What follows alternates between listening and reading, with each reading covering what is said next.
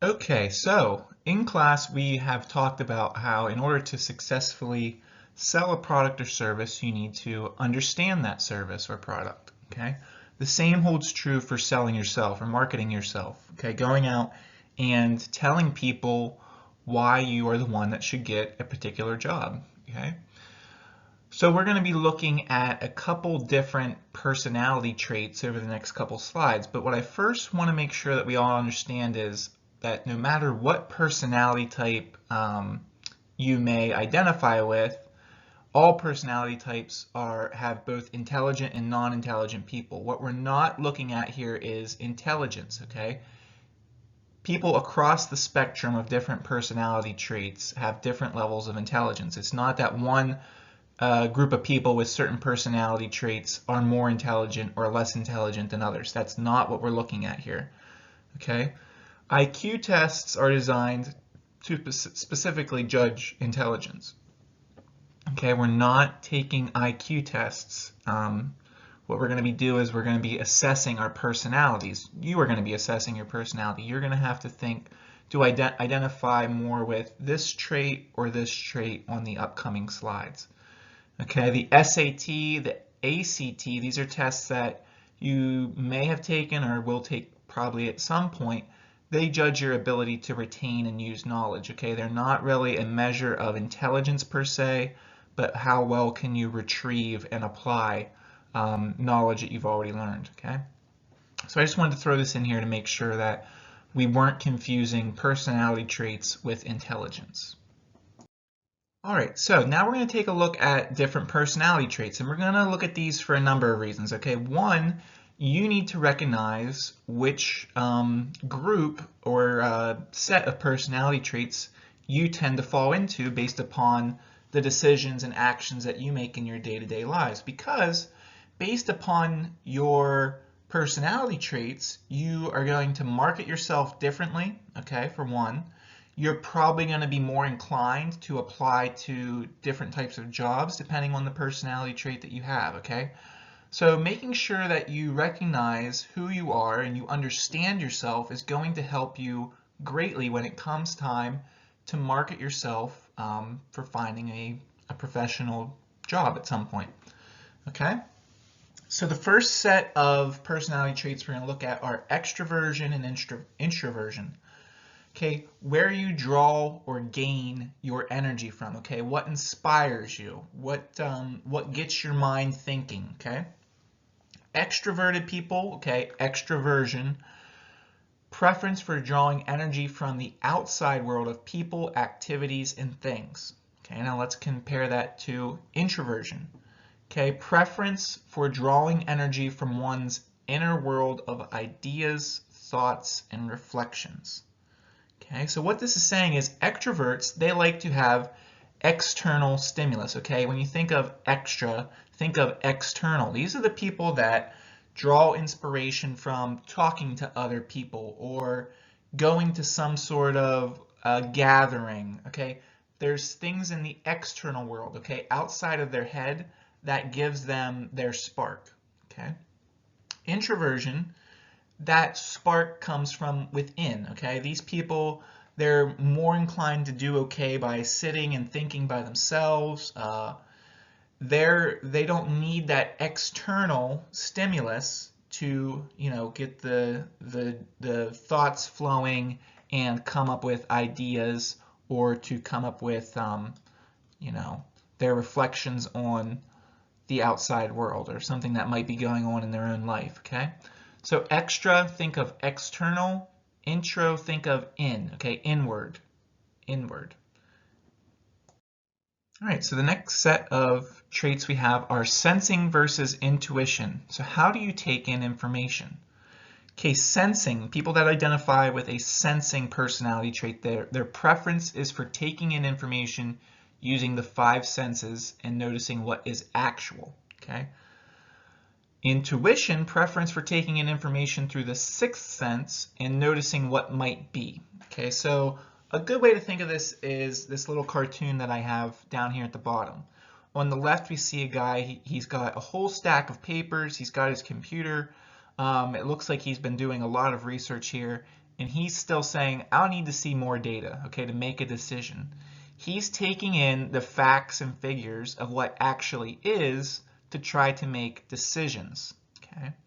On the right, we have a guy, it looks like he's got 1 or 2 papers on his desk, no computer, and he goes, this looks like a great opportunity. Okay, so what he's saying is, I've got enough here based upon what I've seen. I have a gut feeling that this is going to be something that might be a good opportunity.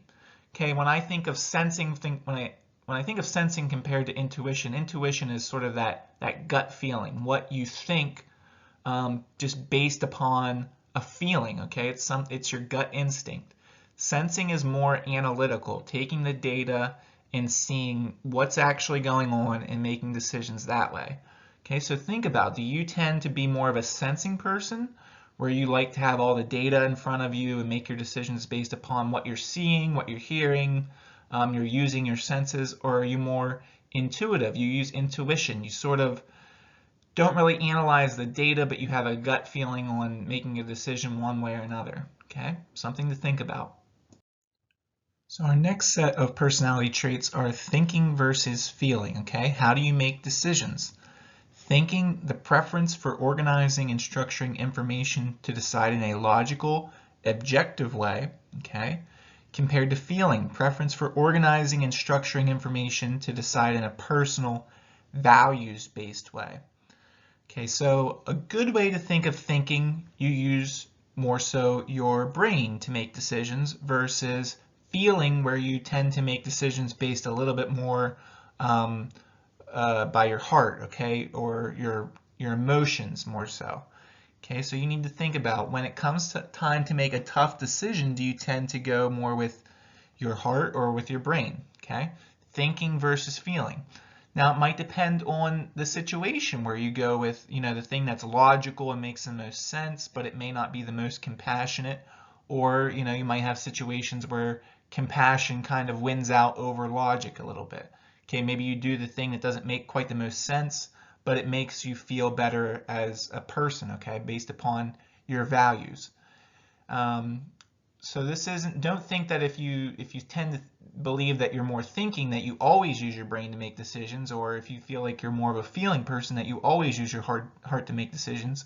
Most of us fall somewhere in the middle, but think about, what types of decisions then do you usually think about in a logical, objective way, thinking, and what types of decisions do you tend to make based more upon a feeling way, okay, personal, values based. Okay, so something to think about from a very personal perspective. Okay, so judging versus perceiving, how do you deal with the world? People that tend to fall more along the judging set of personality traits, they have a preference for living a planned and organized life. Okay, so these are the people, they like to have structure, they like to know what's going on at certain times. Perceiving, there's a preference for living a spontaneous and flexible life, okay? People that have more of a perceiving personality trait, they're not as focused on making plans and knowing when things are going to happen. They kind of go with the flow a little bit. So this is an interesting chart that I found. It sort of shows how different people that tend to be more judging or perceiving deal with stress over a 3-month time period to complete a project. Okay, we can see that stress is very high at the beginning of the project when somebody has a judging personality, okay? Why? Because this is the time when they're trying to figure out, okay, I'm going to do this then this, and this is where I need to be at certain points along the project. They're planning it out. Okay, so the most stressful time for them is at the beginning of the project. Now let's look at the perceiving line. So this is the one that starts out pretty low and then starts to slope up pretty quick when we get out to the end of the project. Well, their most stressful time is at the end, okay? And the reason is, at the beginning of the project, they're not as worried about getting it. They focus more on, we'll get there. When we get there, we have a flexible time frame. We still have 3 months. And they tend to kind of wait a little bit, and their stress is more at the back end of the project. It doesn't, one way of doing the project isn't better than the other way of doing it. Okay, it's just about the different times when people are going to experience stress along the way. Okay, so you need to think about whether you're more of a judging person or a perceiving person. Right, so those are the different sets of personality traits. Now, I would like you to, try to assess your own sets of personality traits and see which ones you identify with the most, okay?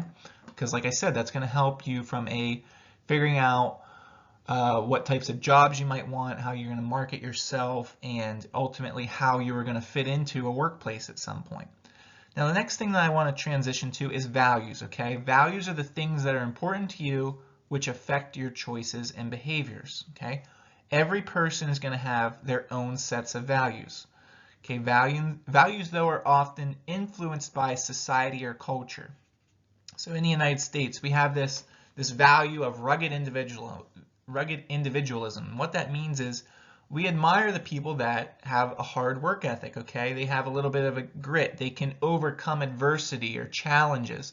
They can adapt and overcome.